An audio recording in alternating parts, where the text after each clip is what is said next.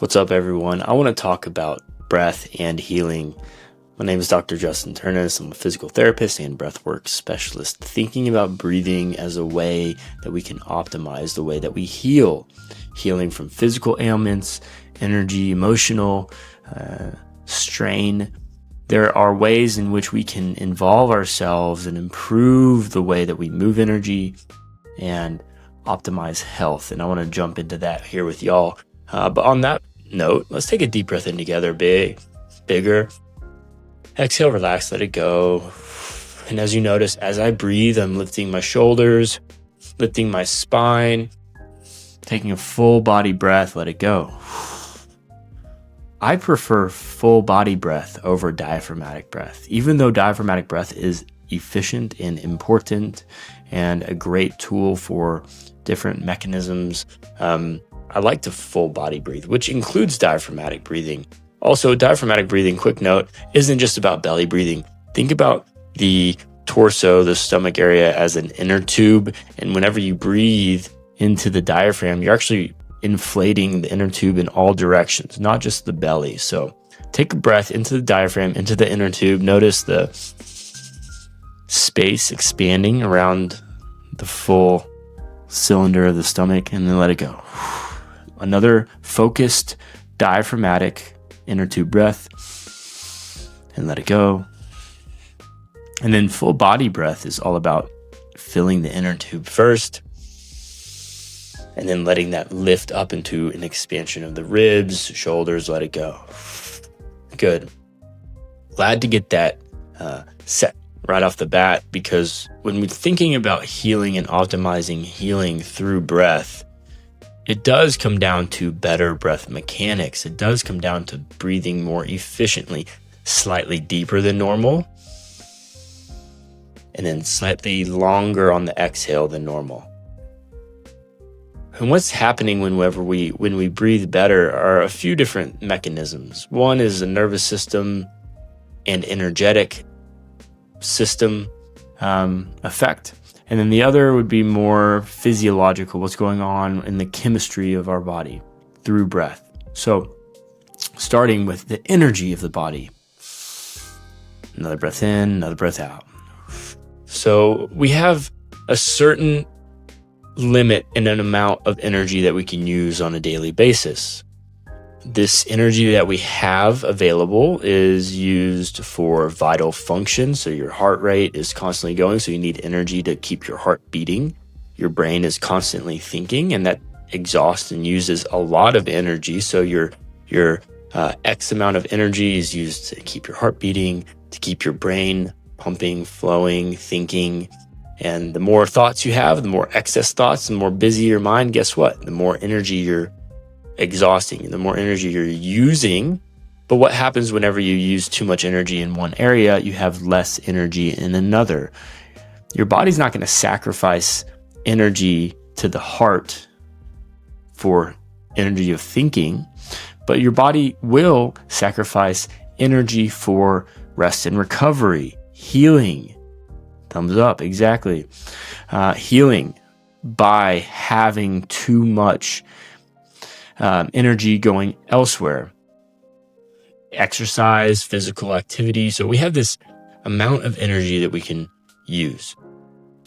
Whenever we breathe more efficiently, we create a energetic and psycho-emotional nervous system state that helps our body more efficiently allocate energy into different areas. Another breath in.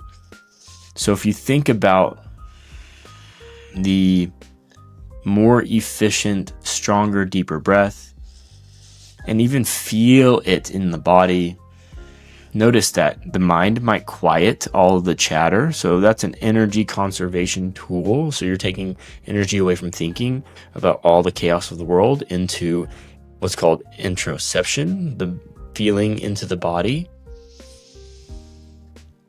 which naturally slows the heart rate, conserves energy, and allows your body to more readily enter a state of healing. so that if you have a physical ailment, something that you just injured and you're trying to recover, something more on the chronic side, you have chronic inflammation or chronic disease, that takes a lot of energy for your body to put towards navigating that situation. So breathing efficiently, slow. Remember, efficient breathing, as I'll define it, is slow, deeper than normal, longer exhale than normal. This naturally slows down your respiratory system. This naturally lowers your heart rate. It naturally takes you out of fight or flight stress into rest and digest and manifest, right? So when you're slow breathing, your body is more receptive to healing. That is one component. Another component I want to talk about is the physiological oxygenation, circulation of breath. We breathe in oxygen, deep breath in. Oxygen goes into our lungs, from the lungs into the heart, into the blood. The heart then pumps oxygen through the body, where we utilize that oxygen to create energy, cellular respiration. Byproduct of cellular respiration is CO2. Carbon dioxide makes its way out. Inhale oxygen, exhale CO2.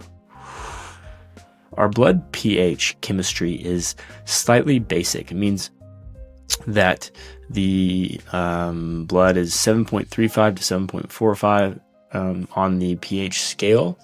7 is basic, or 7 is neutral. So our blood is naturally oxygenated. It's naturally oxygenated, which is alkaline, which makes it slightly more basic. Whenever we hold our breath, whenever we're breathing shallow,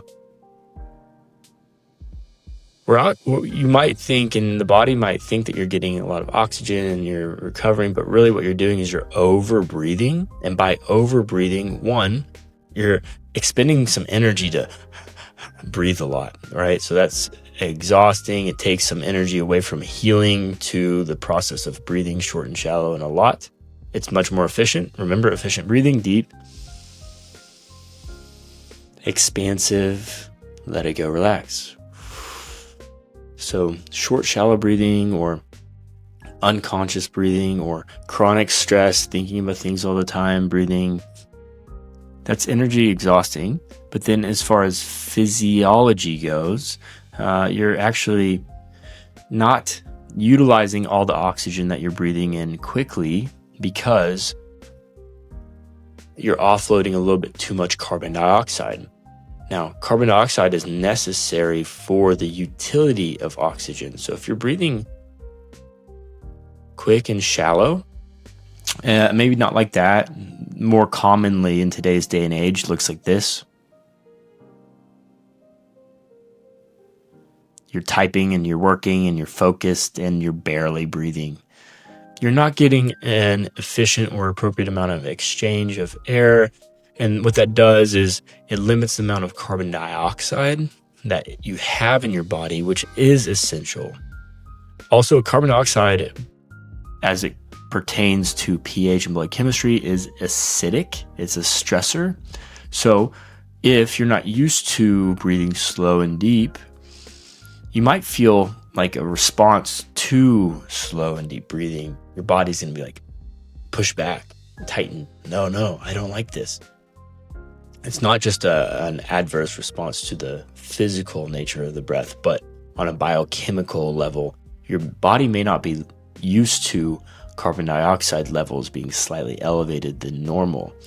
But that's a good signal, because it means that you're on the right path towards improving your carbon dioxide tolerance.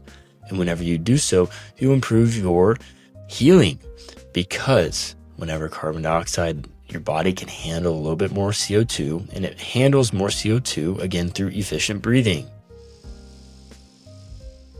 Slow and deep. And if you try to slow and deeply breathe, maybe a 5-second breath, 2-second inhale, 3-second exhale. So 5-second breath, and then let it go. or a 6-second breath would be a little bit more easy to remember with a 2 or 3 second inhale, 3 or 4 second exhale. If you think about a 6-second breath within 1 minute, 60 seconds, that's 10 breaths per minute, which is way more efficient than shallow 18 breaths per minute. Okay, enough mathematics. Let those go. Efficient breathing.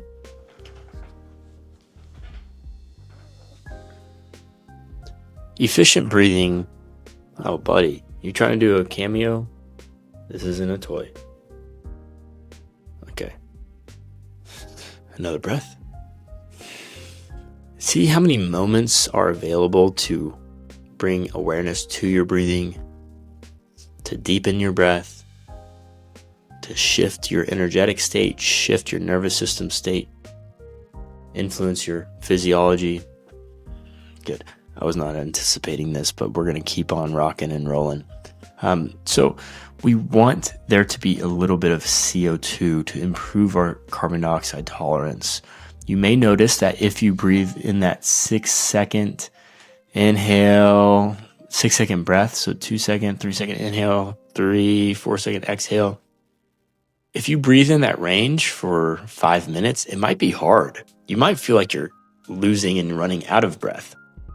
And that wouldn't be abnormal to experience whenever you're doing a shift, when you're shifting the way in which you breathe on a normal basis. So a 5 minutes of 6-second breathing, or 10 breaths per minute, that's a great way to get started and get into that healing state.